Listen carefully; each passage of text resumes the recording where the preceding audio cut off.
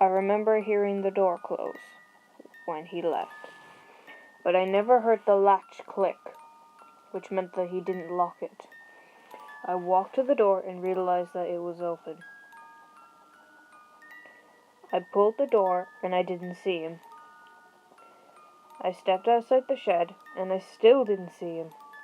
I creeped across the garden next to the main road until he came out from behind the shed and shouted, "Hey, get back here!" I turned around in fright. I looked at him, then tried to make a break for it. But of course my clumsy body had to make me trip. He grabbed me by my hair and dragged me back into the shed. Once he put me in the shed, he went completely mental. He went back outside, grabbed a brick, came back in and beat me with it. I felt nothing but pain and his bare hands against my stomach. He held me down and pressed against my abdomen. I was bleeding from my legs and arms. I had bruises on my chest and scratches on my face. I felt a mixture of blood and tears fall on my cheek. I had a black swollen eye and pain everywhere. He did it for like 5 minutes, then he stopped. I cried in pain. He smirked and said, "That was just a warning.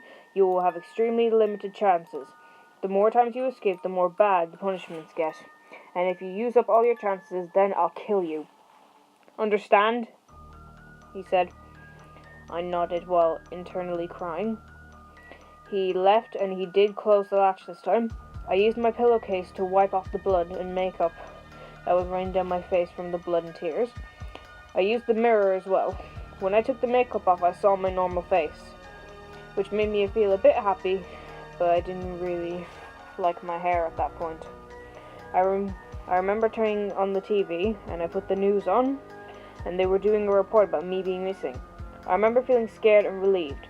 Relieved because my parents must have called the police, and they were looking for me, and they're doing a news report to show where I am. And scared because the man could kill me unexpectedly now the police are involved. My sister was on the news. She was tearful and blamed herself for all this. She blamed herself for us arguing, which was the cause of me leaving.